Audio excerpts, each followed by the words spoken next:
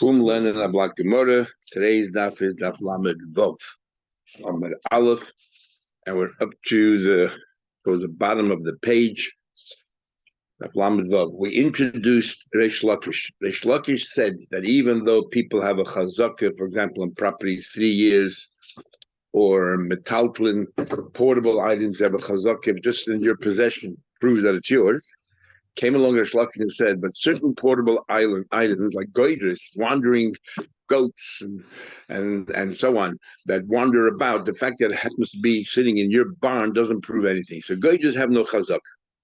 So, by the way, yesterday I told you that his mom says that a mother forgets the child 2 or 3 days. I made a mistake. It was Rabbeinu Gershom Meragelu said that, not Rashbam. Says the Gemara here. We're up to 7 lines from the bottom of the page. So the Gemara wants to ask a question to see whether we actually follow Reish Lakish. So the Gemara, Hanu easy with these goats. The Ochli Chushla Benedoy, these goats that ate peeled barley in the doy. We learned in Bava Basra that if an ant, there's different forms of causing damage. One of them is shen. The animal eats. And shen v'regel has a chumrah and a kula, has a stringency and a leniency. Leniency is that a shusarabim, the animal eats your potter, you're exonerated. But if the shen v'regel goes into the shus hanizim, it's a private domain, they pay the full amount immediately. So this animal wandered into somebody else's domain and ate part of their crop, these peeled barleys. Also, Mother Chushla came along, the owner of that Chushla, Hafsinu, grabbed a hold of these goats, and he demanded a large sum of money, which is far greater than the value of the goats. And according to some of the Shiny, there were witnesses that saw the goat eat. The only thing is, they had no idea how much the goat ate. Did the goat eat a little bit? Did the goat eat a lot? So we're up near the bottom of the page on the Bava Basra Daf. So these goats wandered into somebody's premises, ate. The owner of the premises sees the goats, and he claims that the goats are worth $100 a goat. They ate $150 worth of my crop. The father Shmuel says, now he does have to swear whatever on his claim, but the question is he's being mitzi. So the father Shmuel says, how much can he claim? Only at kedei domain, up to the value of the goats, but not in excess of that. And why not? What's the logic of that? Because he has a migui. He could have said that I bought them. If he would have said I bought the goats and they're in my possession, we would believe him automatically. So now that he claimed that your goats went into my property and they ate from the chushla, from these peeled barley, then he's saying the truth. So you believe him only up to the value of the goat, as far as the migu goes. Now the obvious question is, what's the migu? He could have said they're mine, but you just said Reish Lakish says that goy just eilan chazaka. What's the raya that it's yours? Because it's sitting in your property. But Reish Lakish says that that's no raya because goats wander about. So Reish Lakish that goy chazaka. Goats have no chazaka. Shiny easy to misil. Goats are different than rams and lambs. Goats go to a shepherd, and because they go to a shepherd, if they find themselves in your property, then they're probably yours because they don't wander about on their own. It's not like other animals that just wander around. When Shlaki said "Goyis Einan Chazaka," he was talking about unless they're there for a very long time, it's like 3 years. But he's talking about if they just animals roaming around. So the fact that they ended up in your barn proves nothing. But not by goats. What about in the morning? Now, there's a beautiful story. If there's time, I'll tell you a beautiful story about this little piece of money. Safra means in the morning when they go to the shepherd. You think the Balaboch used to bring them to the shepherd? He used to let them go, and the goats would know on their own where to go. And in the afternoon, when the shepherd came back to town, he didn't go back to every single person and bring and deliver their goats. He came to the center of the town, and each goat knew where their home was. And during that time, they're wandering around. So maybe they ended up in the wrong barn. It says, when do they do that? It was only 1 or 2 people giving it to the shepherd. But in the doye, almost everybody owned goats, and therefore the roya would actually deliver it. So there's no goats wandering about. So bottom line is, Reish Lakish is right that goydris ein len chazaka and goats acceptable. It wouldn't go with somebody else. If the shepherd is with them, so therefore the shepherd would deliver them back to their own house. And if you find in that town the goats are in that person's house, then obviously the goats didn't just wander about. Somebody brought them. So it will be a good raya that it's his, and that's why Abu the Shmuel said that he has a migui. That's only in that. It's only in Adoy or places like that where goats don't wander about. Other animals wander about, so they have no chazaka. Goats are an exception because there's always a shepherd taking them by the hand, miyad liyad, and delivering them. them. So if you find goats in the back of somebody's house, it's probably theirs. Probably theirs. They just wander about. Okay, we'll come back to that. Let's go to right. Now, in the Mishnah, we had a machlekes of Shmuel and Rabbi Akiva. Rabbi Shmuel. Now, if you remember, we learned the chazakah 3 years. What's the base of chazakah 3 years? We had a big machlekes in the Gemara, and the machlekes is based on the Tanai. And that is, one opinion was, because a person doesn't retain their star for more than 3 years, if nobody protested, he lost it. So the chazak is the fact that with a taina, that you say you bought it, and why does it only work effective after 3 years? Because prior to that, there's something against it, and that is, where's your star? Yeah. But once 3 years go by, people don't care, people not zoya in their star anymore. So then the fact that you were there and you weren't meiche is yours. However, there's another opinion. We learned from Shar Hamud that just like Shar Hamud takes 3 occasions to make Shar Hamud, same thing here. 3 seasons go by, and the Balabos didn't complain. What are you doing on my property? That's why it's yours. So that is the shitta in our Mishnah B'Shmuel Rebbe Akiva. They say you don't need 3 years miyayim liyayim. As Rav will tell us, the Chachamim argue on everything in our Mishnah. The Rabbanan hold 3 years miyayim liyayim in all cases. Rabbi Shmuel says no. That's only talking about as they shlach. But if it's a habal, if it's a field that rained, then you look at 3 seasons. Then we have Machej Shmuel Akiva. What's 3 seasons? Going to Bishmol, 3 months the first year, because that's when a fruit can grow. A minimum should grow from start to finish, and 12 months in the middle because it has to be consecutive, and then 3 months at the end, 18 months, and you already have your chazak. Going to Akiva, you don't even need 3 months, even 1 month. And the Gemara will explain what the argument is. 1 month in the beginning, 12 months, and 1 month. All you need is 14 months of chazaka. You don't need chazakah and shaloshon miyayim because they don't follow the shit of a star, because even according to them, so it's 3 seasons, but where's the star? They don't. That's not their svara. Their svara is we live for Sharmud. So says the Gemara. So what's machlekes Rabbi Akiva? Why does Shmuel say you need 3 months minimum per annum, and Rabbi Akiva says 1 month? The machlekes is needy kibenayu. What happens if you're just plowing the field? Plowing is plowing considered part of the chazak or dafka when you plant and you harvest. Rabbi Shmuel saw a need to have a chazak. Not that you plow. You have to plow, plant, and then reap the harvest. So you need 3 months from beginning to end. Rabbi Akiva saw a need to have a chazaka. Plowing is enough, so 1 month is enough. Says the Gemara, it doesn't make sense. If plowing is enough, then even 1 day. Why a month? The Gemara, the Tizbos, that makes sense. Rabbi Akiva, my yichud. So why in a month? Afilu yom echad, even 1 day, nami, even 1 day. Elo, the Gemara says, Kuliyama, the Gemara concludes, everyone knows near lo have a chazaka. Because near the chazaka, then they would hold, all you need is 12 months and 2 days. Because even Rabbi Akiva holds, you need a minimum of a month on both ends. So both of them do not agree that need, if you just plow the land, it's not a chazaka, not us.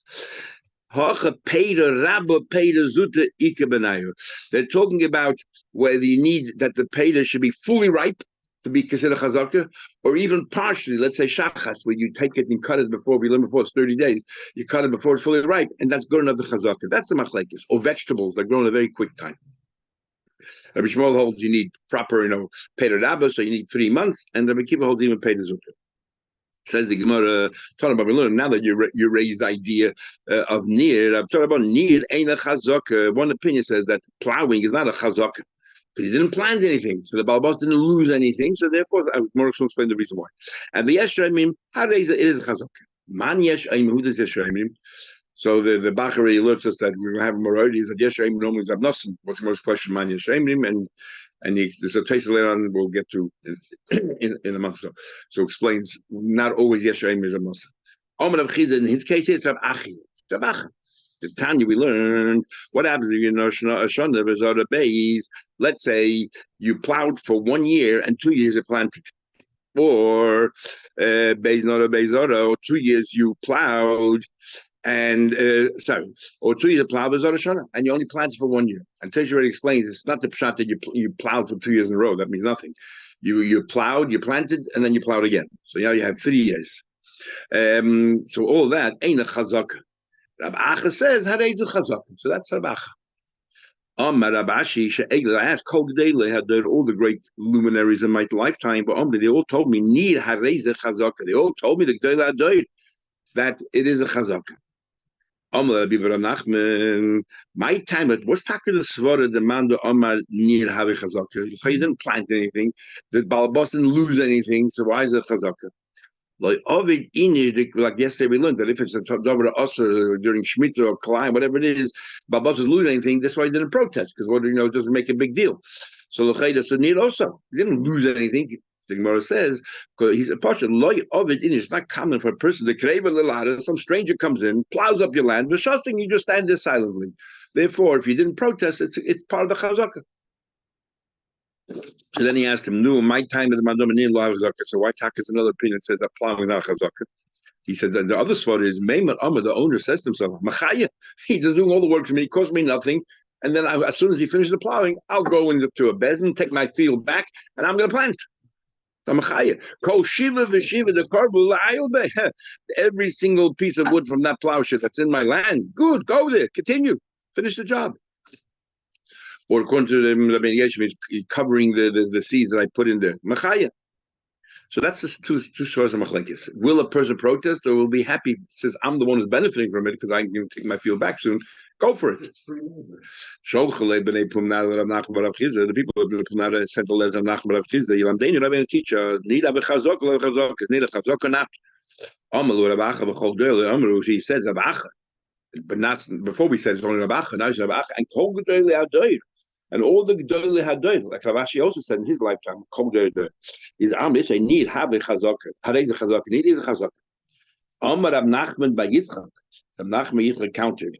You do some name dropping over here. In fact, he didn't do any name dropping, just like Doyle Hadoy. And in fact, we had in the Gemara, but Godel Dor is lower than the Talmud Chach. Would not come as well. Rav Shmuel the bubble. I'm going to find you other one. I'll do some real name dropping. That the Rav and Shmuel both came from bubble, and Rabbi Shmuel, Rabbi Kiva, and now Mishnah Yisrael, they all say need loy havi chazak. They all need is not a chazak. Rabbi Shmuel, Rabbi Kiva, like people say, oh, all the rabbis say. Oh, who are these rabbis? No names. Rabbi Shmuel, Rabbi Kiva must listen, just like that Mishnah. They say, even Rabbi Kiva says that you need a month on both ends, cannot hold that near the chazaka, because near the chazaka, one day would be enough. If a guy's plowing one day in your field, it's already a chazaka for that year. So therefore, obviously, Rabbi Shmuel, Rabbi Kiva don't agree that near the chazaka. What's the story with Rav? He was machadish that our Mishnah is actually not a halacha. Zu divrei Rabbi Shmuel Rabbi Kiva. Our Mishnah, these are the opinions of Rabbi Shmuel Rabbi Kiva.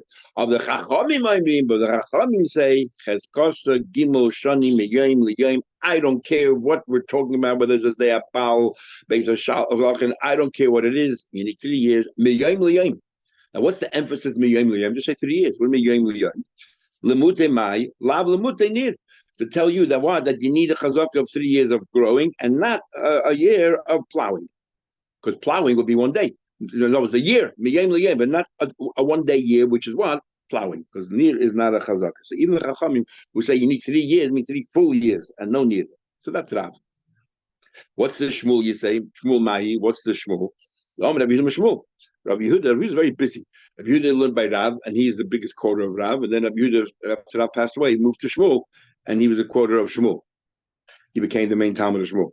So Rabbi Yehuda Shmuel says, "Ma'idam Rabbi Yehuda Shmuel, Zu divrei Rabbi Shmuel Rabbi Kiva." This is the opinion of Shmuel Rabbi Kiva. The Chachamim, so he also agrees with Rav. The Chachamim argue, but he doesn't use the words cheskasa. He doesn't use the word that. What he says instead, you need whatever the same season, 3 seasons of it. Let's say you have a tree, stay on, and you're growing apples, 3 seasons of apples, grapes, 3 seasons of grapes. The Yivcha Gimel Shalosh Gedelas, 3 palm trees, palm dates, or Yivcha Gimel Tiras, or 3 seasons of grapes, or the Yivcha Gimel Sikkos. Remember, Rishmol says, Rabbi Shmuel said, as day of Elon, you can have 1 year. 3 different trees. You have grapes, you have olives, and you have, let's say, dates. So when this gets ready in Tishrei, this is ready in Teva, this is ready in Nisan, you just do each tree, whatever it is, and you have your chazakah. Less than a year. He says, no, you need 3, this same, whatever it is, it has to be the same. And everything on the grow has 1 season a year. So whatever it is, 3 seasons. Now, is Shmuel being lenient or Shmuel Yimachmer is big machlekes Hashem? Some want to say, of course, so when one says my benayu, they're both saying 3 years. What's the machlekes Rabbi Shmuel? Ika benayu, Amar Abaye, dekel naida ika benayu.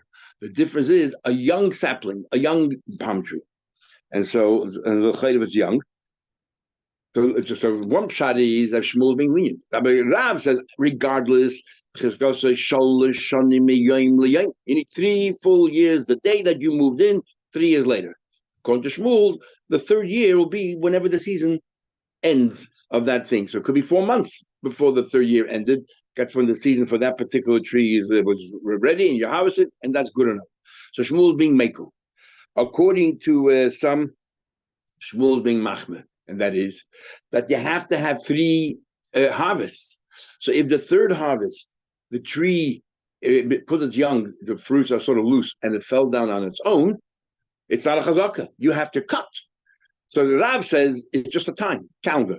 Shmuel says also the activity. You need to have 3 harvests. If the third harvest, it fell down by itself, because the young sapling, we won't count that as a year. So he's being gormachmet. I agree, minimum 3 years. Yeah. It's a new tree. It's arlo. You're not going to harvest that. We discussed arlo yesterday, which is we're not talking about arlo. We're talking about a new tree can be longer than 3 years. Some trees don't start growing until 3-4 years after the growth. Yeah. Another opinion that the word dekel is from a different word altogether, which means double. You have some trees that have 2 seasons a year. And according to Shmuel, if you have 3 seasons, you can have 1.5 years, and you have a chazak. It's being mekel again. Tell you what I did. Rabbi Shmuel said, "My man, they love it. They love it. Now what? In a tree, in a field, with grains. The trees, he works by seasons, so you can have them in 1 year, 3 different seasons. So now, what happens in a Shmuel's case? Let's understand before you go back to. In a Shmuel's case, you have 3 trees.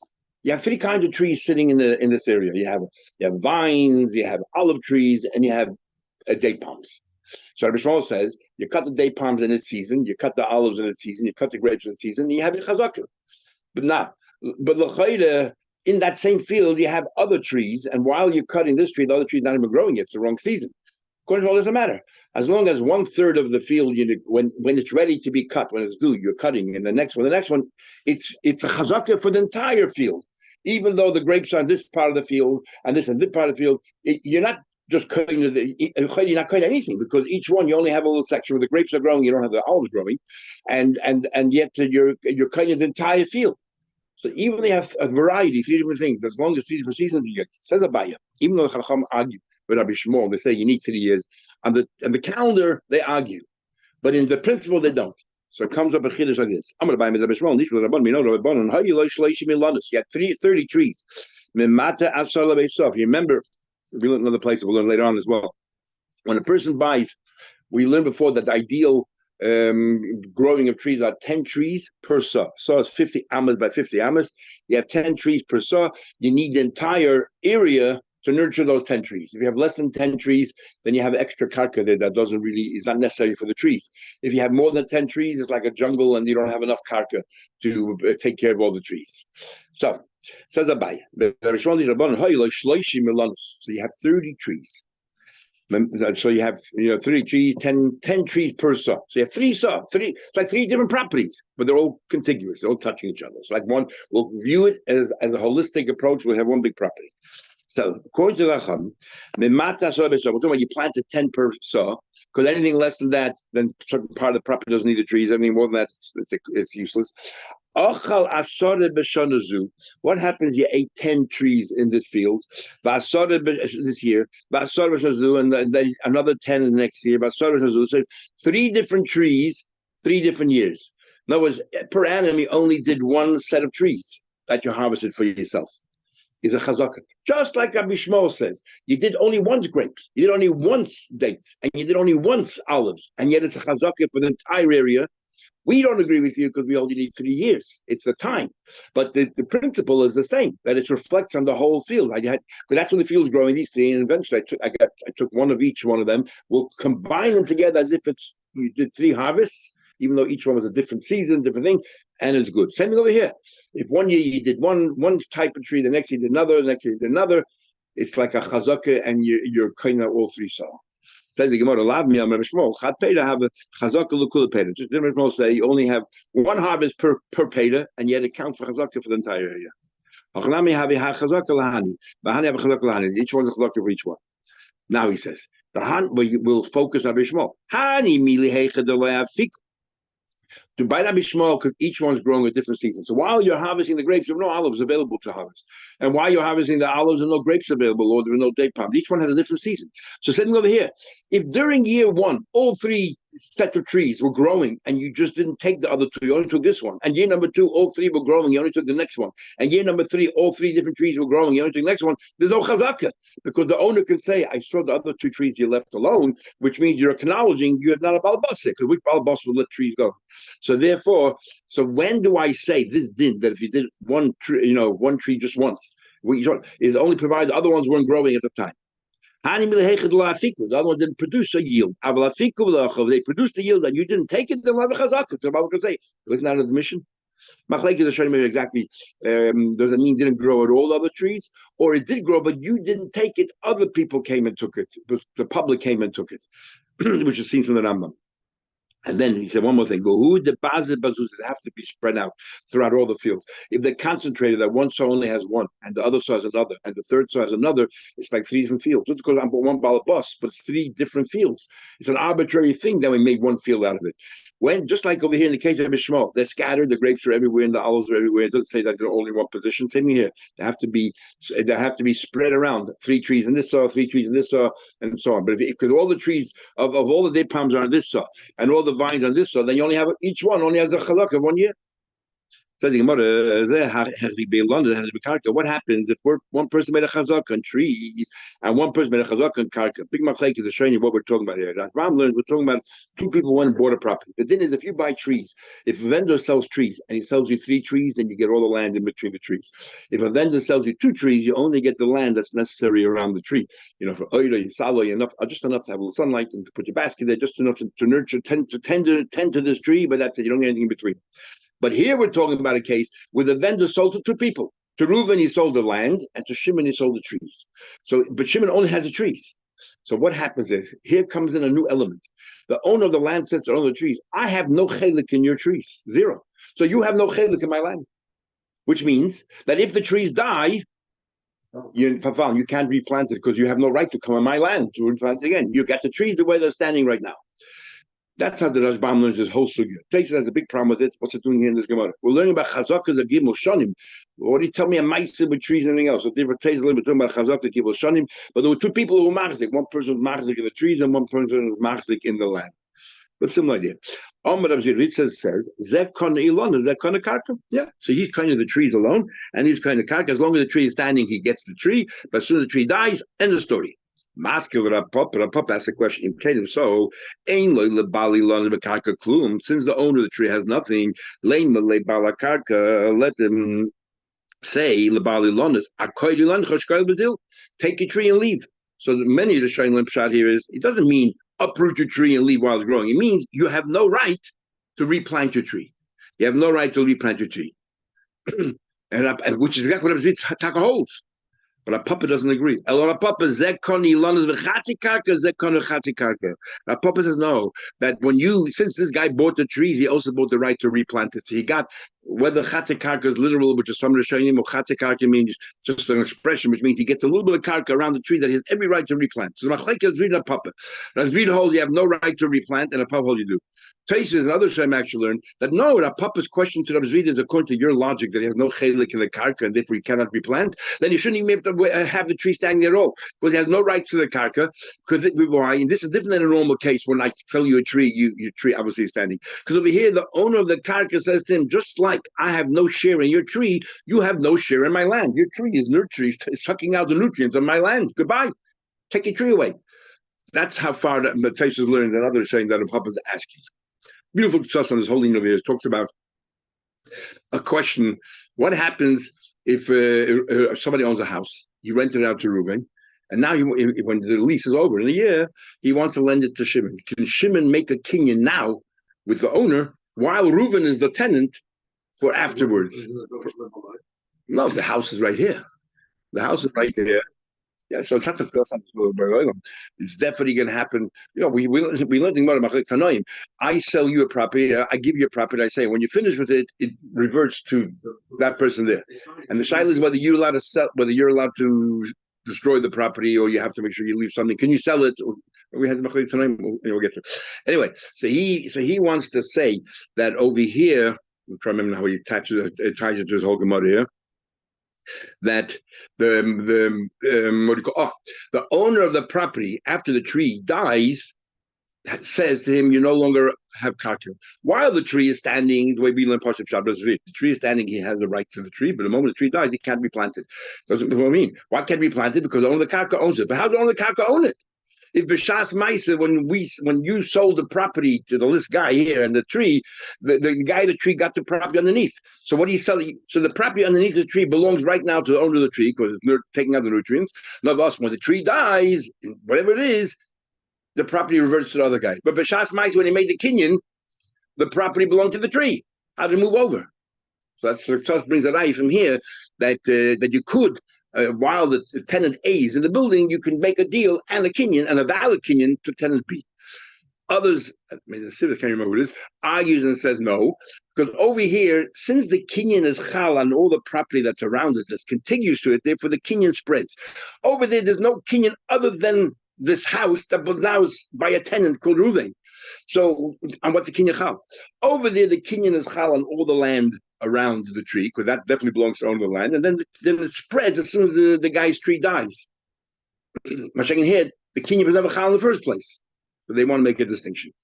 Others say this has to do with this, has to do with what's the tenant. Does the tenant, when you have a seicher masker, does the masker still have allowances for that we had in Bava Basra by chametz and all that? I just want to finish with a beautiful story, very quick.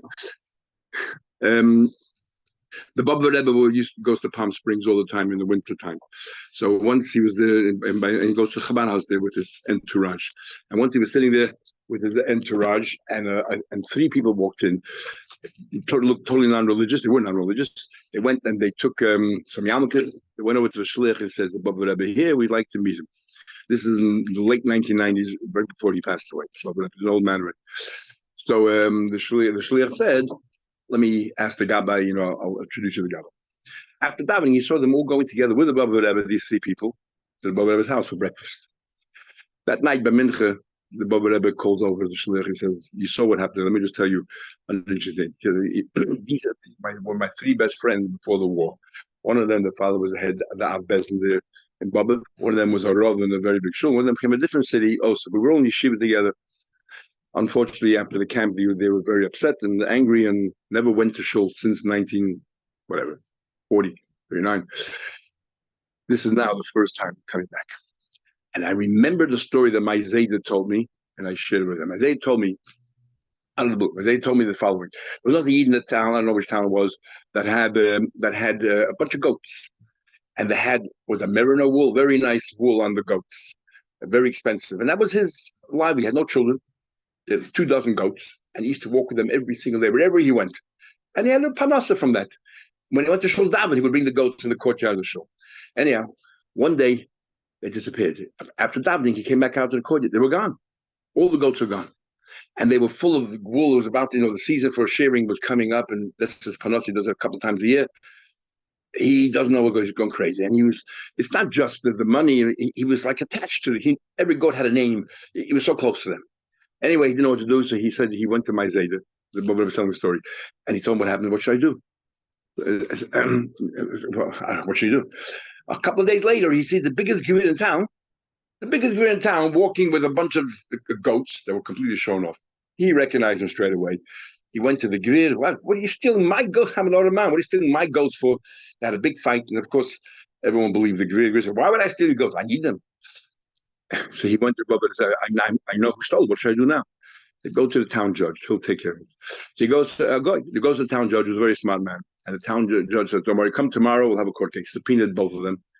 And everybody came to see, because the biggest gewir in town, and this other man's claiming the gewir is a gather.